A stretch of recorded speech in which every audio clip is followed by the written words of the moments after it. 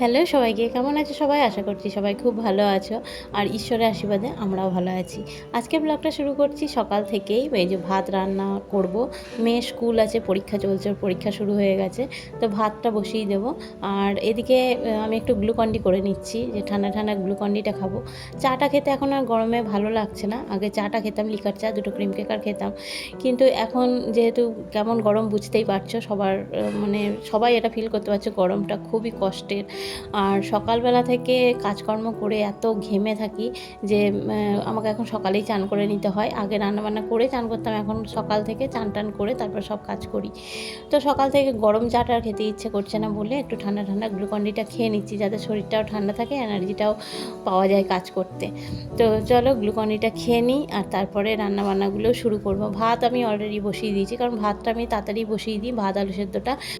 তো ভাতটা বসিয়ে একটা আলু দিয়ে দিই, আর তার ডালটাও বসিয়ে দিই। মানে ওরটা আমি আগে রেডি করে নিই, মেয়ে স্কুলেরটা, কারণ কিছু হোক না ওকে যেন আমি রান্নাটা করে আগে দিতে পারি।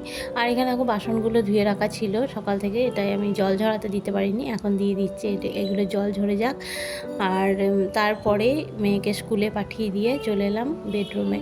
তো বেডরুমটাও একটু নোংরাও অগোছালো হয়ে আছে, বেড কভারগুলোও কেমন একটু জড়ো টড়ো হয়ে আছে, এগুলোকে ঠিক করে নেব। আর এখন আমার বিছানা গোছাতে খুবই ভালো লাগে, কারণ বিছানা গোছানোর মতো কিছুই থাকে না, যেহেতু গরমকাল তো কিছুই থাকে না। শীতকালে যেমন অনেক বিছানা থাকে, অনেক কিছু গোছাতে হয়, তো গরমকালে এটা বেশ ভালো লাগে যে একটু বেড কভারটা ঝেড়ে দিয়ে টান টান করে গদির মধ্যে করে দিলেই হয়ে যায়, এটা মুড়ে দিলেই বেশ তাড়াতাড়ি কাজটা কমপ্লিট হয়। তো ভালো করে বেডরুমটা মানে বিছানাটা ভালো করে আমি পরিষ্কার করে নিলাম। আর বিছানা পরিষ্কার হওয়া মানেই বেডরুমটা পুরো পরিষ্কার হয়ে গেল। আর তারপর দেখো, ও তো পরীক্ষা দিয়ে তাড়াতাড়ি চলে এসছে, আর আমি অনলাইনে দুটো ড্রেস অর্ডার করেছিলাম। তো চলো দেখা যাক কী আছে দুটো ড্রেস। দেখো, এটা হচ্ছে আমার একটা নাইটি, এর কালারটা আমার হেভি লেগেছিলো, তো সেই জন্য আমি অর্ডার করেছিলাম। এইটা বেশ দেখতে ভালো লাগছে, এটা এটা হচ্ছে পুরো গেঞ্জি কাপড়ের। তো আগেও আমি এরকম গেঞ্জি কাপড়ের দুটো নাইটি পরেছিলাম, অনেক দিন আগেকার কথা, বিয়ের আগেকার, বেশ আরাম ছিল, আর সেই জন্য আমি এটা নিয়ে নিলাম যে দেখি কেমন লাগে। আর এইটা হচ্ছে মেয়ের নাইট ড্রেস, থেকে বুঝতে পারছো কালারটা কিন্তু খুব সুন্দর এসছে, আর কাপড়টাও কিন্তু খুব ভালো এসছে।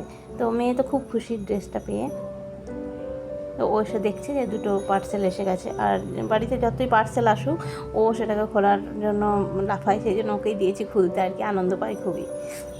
আর একটু বড় সড়ো দেখেই নিয়েছি নাইট ড্রেস, কারণ ও তো বড় হচ্ছে, তো নাইট ড্রেসটা আগেও একটা ছিল, ওটা ছোট হয়ে গেছে, সেই জন্য একটু বড় দেখে নিলাম, যাতে 1 বছর হয় আরও। আর তারপর সন্ধ্যেবেলা আজকে হচ্ছে নিরামিষ রান্না, তো সেই জন্য গাজরটা কেটে নিচ্ছি, গাজর, বিনস, আলু আর পনিরের সবজি করব। তো এই রেসিপিটা একদম আমার নিজস্ব রেসিপি, এটা আমি মানে নিজের ইচ্ছাতেই বানিয়েছিলাম আর কি, এক্সপেরিমেন্ট করেছিলাম। তো তো তারপর থেকে এটাই আমাদের বাড়িতে বেশ জনপ্রিয় হয়ে উঠেছে, মানে যখনই পনির আনা হয় তখনই ওরা বলে যে এই সবজিটা করো। আর এই সবজিটা দিয়ে সত্যি রুটি, লুচি, পরোটা সব কিছুই যেন খুব সুন্দর লাগে খেতে। আর এটাতে বিনস, গাজর, আলু সব মানে সাইজগুলো একই রকমের করে কেটে নেবো, দেখতে ভালো লাগে। সবজি যেমন সুন্দর করে কাটা হয়, মানে সবজি কাটার ওপরে নির্ভর করে যে দেখতে কেমন লাগবে, আর খেতেও ভালো লাগবে। দেখতে ভালো লাগলে মনে হয় যেন খেতে ভালো লাগবে। তো সেই জন্য সবজিটা আমি সবসময় সাইজটা ঠিকঠাক কাটার চেষ্টা করি, যেমন তেমন করে কেটে দিলাম, সবজি রান্না করে দিলাম, এটা আমার একদম পছন্দ হয় না।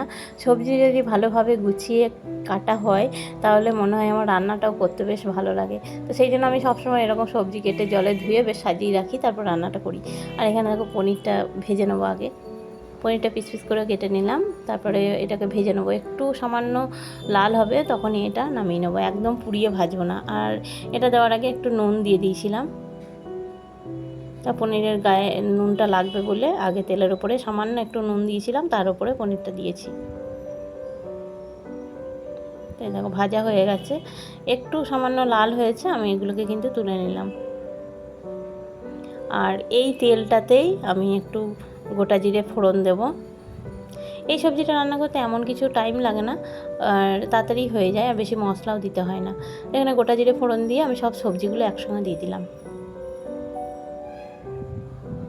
দেখো বিনস, গাজর, আলু সবগুলোই একসঙ্গে দিয়ে এগুলোকে একটু ভাজা ভাজা করে নেব, খুব একটা না কষালেও হবে, একটু ভাজা ভাজা করে নিয়ে তারপরে আমি এতে সামান্য একটু আদা বাটা আর একটা কাঁচা লঙ্কা আর দিয়েছিলাম সবজি মশলা। তো সেটা দিয়ে আমি নেড়ে এটাকে, আর হলুদ, অবভিয়াসলি হলুদ তো থাকবেই, হলুদ আর কাশ্মীরি লঙ্কা গুঁড়ো দিয়ে জল দিয়ে ঢাকা দিয়ে দিয়েছিলাম।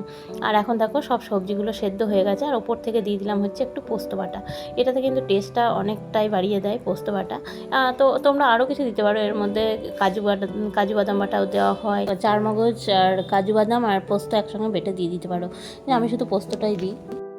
আর এখন যেহেতু খেতে দেরি আছে, তো সেই জন্য ঢাকা দিয়ে রেখে দিলাম। আর ও অফিস থেকে ফেরার সময় ম্যাঙ্গো ফ্লেভারের আইসক্রিমগুলো নিয়ে এসেছিলো। আগেও একদিন খেয়েছিলাম, বেশ ভালো লেগেছিলো, তো ওকে বলেছিলাম ম্যাঙ্গো ফ্লেভারের আইসক্রিম আনতে, তো ও নিয়ে এসছে। আর খেতে এতটাই টেস্টি এই আইসক্রিমটা, সত্যি আমার মানে প্রথম দিন খেয়ে আমার এত ভালো লেগেছিলো। সব রকম আমের টেস্ট আছে। আর তিনজনেই নিয়ে বসে গেছি এখন খাওয়া দাওয়ার পরে। আর বাড়িতে আইসক্রিম এনেই আমাদের এটা হয় যে রাত্রে খাওয়া দাওয়ার পরে সবাই মিলে টিভি দেখতে দেখতে এইভাবেই আমরা গল্প করতে করতে আর টিভি দেখতে দেখতে আইসক্রিমটা খাই, তারপরে শুই। এদিকে টিভি চলছিল আর আমরাও খাওয়া দাওয়া করছিলাম গল্প করতে করতে।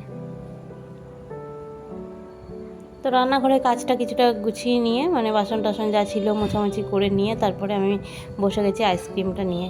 আর আইসক্রিম বা দই এগুলো আমার মনে হয় যেন মানে খাওয়ার পরে একটু টাইম নিয়ে খাবো, বেশ ভালো লাগে খেতে।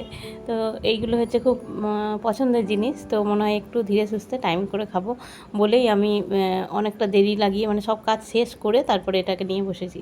তো চলো, আজকে ব্লগটা কেমন লাগলো অবশ্যই জানিও, ভালো লাগলে অবশ্যই কমেন্ট করো আর পাশে থেকো। আর সাবস্ক্রাইব না করে থাকলে করে দিও। দেখা হচ্ছে অন্য ব্লগে, ততক্ষণ সবাই ভালো থেকো, সুস্থ থেকো।